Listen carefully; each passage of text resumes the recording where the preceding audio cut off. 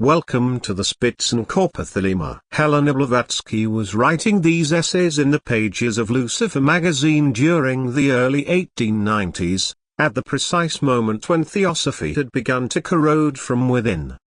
Her society, founded in 1875 as a deliberate bridge between Eastern philosophy and Western esotericism, had attracted hundreds of would-be occultists, most of them spiritually ambitious, materially comfortable, and utterly unprepared for what they claimed to want. Blavatsky's response was not to soften the teaching. It was to sharpen the knife.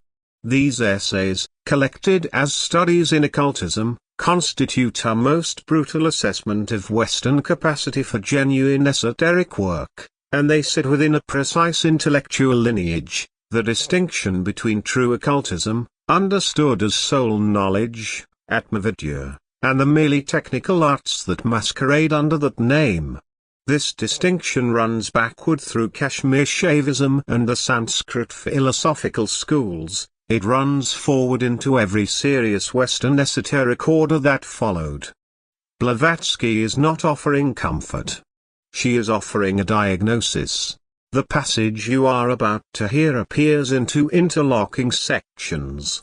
The first presents the practical disciplines required of a Keeler, a disciple, drawn from what she claims are 73 rules of Eastern training. The second, titled Occultism versus the Occult Arts, is her direct indictment, a systematic dismantling of what Western seekers actually believe occultism to be, and what it actually is. She is operating in the tradition of apophatic teaching, teaching by negation, by showing what something is not before revealing what it is. And she does this with a precision that has rarely been matched in English esoteric writing. The text belongs to the theosophical current proper, that late 19th century synthesis of Vedantic philosophy, Tibetan Buddhism, Kabbalah, and Neoplatonism that Blavatsky claimed to transmit from hidden masters in the East. But it is also deeply rooted in the perennial critique of magical dilettantism that runs through Paracelsus, through John Dee's warnings against charlatans, through the severe monastic traditions of both East and West. What makes Blavatsky unique is her willingness to name names, to call her own followers out for their confusion, their romanticism, and their fundamental misunderstanding of what they seek. Here is the text. 8. A Lanu, disciple, has to dread external living influence alone, magnetic emanations from living creatures.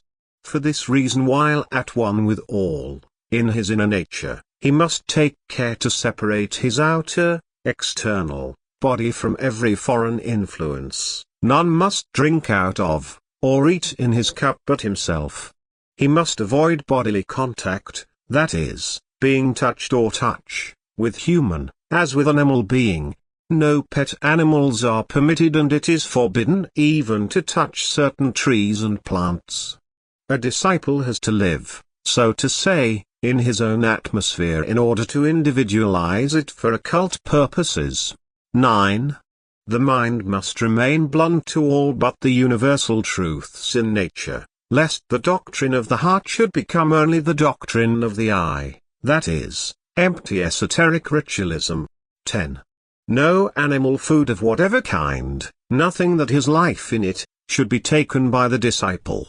No wine, no spirits, or opium should be used, for these are like the Lamayan, evil spirits, who fasten upon the unwary, they devour the understanding. Wine and spirits are supposed to contain and preserve the bad magnetism of all the men who helped in their fabrication, the meat of each animal, to preserve the psychic characteristics of its kind. 11. Meditation, abstinence in all, the observation of moral duties, gentle thoughts, good deeds and kind words, as goodwill to all and entire oblivion of self, are the most efficacious means of obtaining knowledge and preparing for the reception of higher wisdom. 12. It is only by virtue of a strict observance of the foregoing rules that a Lanu can hope to acquire in good time the siddhis of the arhats, the growth which makes him become gradually one with the universal all. These 12 extracts are taken from amongst some 73 rules, to enumerate which would be useless, as they would be meaningless in Europe. But even these few are enough to show the immensity of the difficulties which beset the path of the would-be upasaka, who has been born and bred in Western lands. All Western, and especially English, education is instinct with the principle of emulation and strife. Each boy is urged to learn more quickly, to outstrip his companions, and to surpass them in every possible way. What is miscalled friendly rivalry is assiduously cultivated, and the same spirit is fostered and strengthened in every detail of life. With such ideas educated into him from his childhood, how can a Westerner bring himself to feel towards his co-students as the fingers on one hand? Those co-students, too, are not of his own selection, or chosen by himself from personal sympathy and appreciation. They are chosen by his teacher on far other grounds, and he who would be a student must first be strong enough to kill out in his heart all feelings of dislike and antipathy to others. How many Westerners are ready even to attempt this in earnest? And then the details of daily life, the command not to touch even the hand of one's nearest and dearest. How contrary to Western notions of affection and good feeling. How cold and hard it seems. Egotistical too, people would say, to abstain from giving pleasure to others for the sake of one's own development. Well, let those who think so defer, till another lifetime, the attempt to enter the path in real earnest. But let them not glory in their own fancied unselfishness. For, in reality, it is only the seeming appearances which they allow to deceive them, the conventional notions, based on emotionalism and gush, or so-called courtesy, things of the unreal life, not the dictates of truth. But even putting aside these difficulties, which may be considered external, though their importance is none the less great, how are students in the West to attune themselves to harmony as here required of them? So strong has personality grown in Europe and America, that there is no school of artists even whose members do not hate and are not jealous of each other. Professional hatred and envy have become proverbial, men seek each to benefit himself at all costs, and even the so-called courtesies of life are but a hollow mask covering these demons of hatred and jealousy. In the East the spirit of non-separateness is inculcated as steadily from childhood up, as in the West the spirit of rivalry. Personal ambition, personal feelings and desires, are not encouraged to grow so rampant there. When the soil is naturally good, it is cultivated in the right way, and the child grows into a man in whom the habit of subordination of one's lower to one's higher self is strong and powerful. In the West men think that their own likes and dislikes of other men and things are guiding principles for them to act upon, even when they do not make of them the law of their lives and seek to impose them upon others. Let those who complain that they have learned little in the Theosophical Society lay to heart the words written in an article in The Path for last February. The key in each degree is the aspirant himself. It is not the fear of God which is the beginning of wisdom, but the knowledge of self which is wisdom itself. How grand and true appears, thus, to the student of occultism who has commenced to realize some of the foregoing truths, the answer given by the Delphic oracle to all who came seeking after occult wisdom, words repeated and enforced again and again by the wise Socrates, Man, know thyself. Chillaship has nothing whatever to do with means of subsistence or anything of the kind, for a man can isolate his mind entirely from his body and its surroundings. Chillaship is a state of mind, rather than a life according to hard and fast rules on the physical plane. This applies especially to the earlier, probationary period, while the rules given in Lucifer for April last pertain properly to a later stage, that of actual occult training and the development of occult powers and insight. These rules indicate, however, the mode of life which ought to be followed by all aspirants so far as practicable, since it is the most helpful to them in their aspirations. It should never be forgotten that occultism is concerned with the inner man who must be strengthened and freed from the dominion of the physical body and its surroundings, which must become his servants. Hence the first and chief necessity of cheelaship is a spirit of absolute unselfishness and devotion to truth, then follow self-knowledge and self-mastery. These are all important, while outward observance of fixed rules of life is a matter of secondary moment. Occultism versus the occult arts. I oft have heard, but ne'er believed till now, there are, who can by potent magic spells, bend to their crooked purpose nature's laws. Milton. In this month's correspondence several letters testify to the strong impression produced on some minds by our last month's article Practical Occultism. Such letters go far to prove and strengthen two logical conclusions. A. There are more well-educated and thoughtful men who believe in the existence of occultism and magic, the two differing vastly, than the modern materialist dreams of, and B. That most of the believers, comprising many theosophists, have no definite idea of the nature of occultism and confuse it with the occult sciences in general, the black art included. Their representations of the powers it confers upon man, and of the means to be used to acquire them are as varied as they are fanciful. Some imagine that a master in the art, to show the way, is all that is needed to become as an Oni. Others, that one has but to cross the Canal of Suez and go to India to bloom forth as Roger Bacon or even a Count Street Germain. Many take for their ideal Margrave with his ever-renewing youth, and care little for the soul as the price paid for it.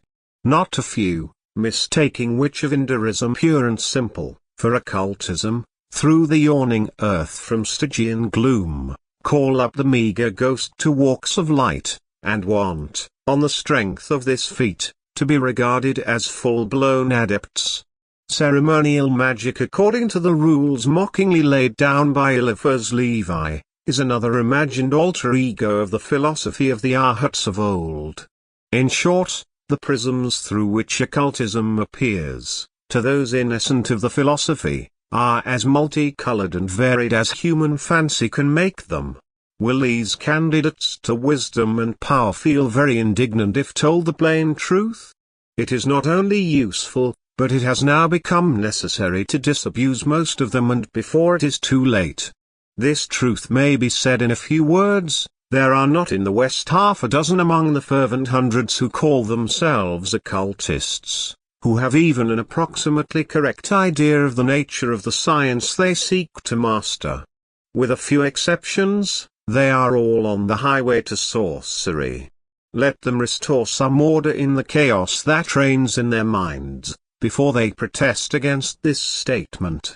Let them first learn the true relation in which the occult sciences stand to occultism, and the difference between the two, and then feel wrathful if they still think themselves right. Meanwhile, let them learn that occultism differs from magic and other secret sciences as the glorious sun does from a rushlight, as the immutable and immortal spirit of man, the reflection of the absolute, causeless and unknowable all, differs from the mortal clay, the human body. In our highly civilized West, where modern languages have been formed, and words coined, in the wake of ideas and thoughts, as happened with every tongue, the more the latter became materialized in the cold atmosphere of Western selfishness and its incessant chase after the goods of this world, the less was there any need felt for the production of new terms to express that which was tacitly regarded as absolute and exploded superstition. Such words could answer only to ideas which a cultured man was scarcely supposed to harbor in his mind. Magic, a synonym for jugglery; sorcery, an equivalent for crass ignorance; and occultism, the sorry relic of crack-brained, medieval fire philosophers, of the Jacoboins and the St. Martins, are expressions believed more than amply sufficient to cover the whole field of thimble rigging. They are terms of contempt, and used generally only in reference to the dross and residues of the Dark Ages and the preceding eons of paganism. Therefore have we no terms in the English tongue to define and shade the difference between such abnormal powers, or the sciences that lead to the acquisition of them, with the nicety possible in the Eastern languages, preeminently the Sanskrit. What do the words miracle and enchantment, words identical in meaning after all, as both express the idea of producing wonderful things by breaking the laws of nature as explained by the accepted authorities, convey to the minds of those who hear, or pronounce them? A Christian, breaking of the laws of nature, notwithstanding, while believing firmly in the miracles, because said to have been produced by God through Moses, will either scout the enchantments performed by Pharaoh's magicians, or attribute them to the devil. It is the latter whom our pious enemies connect with occultism, while their impious foes, the infidels, laugh at Moses, magicians and occultists, and would blush to give one serious thought to such superstitions. This, because there is no term in existence to show the difference, no words to express the lights and shadows and draw the line of demarcation between the sublime and the true, the absurd and the ridiculous. The latter are the theological interpretations which teach the breaking of the laws of nature by man, God, or devil; the former, the scientific miracles and enchantments of Moses and the magicians in accordance with natural laws, both having been learned in all the wisdom of the sanctuaries, which were the royal societies of those days, and in true occultism. This last word is certainly misleading, translated as it stands from the compound word gupta-vidya, secret knowledge. But the knowledge of what?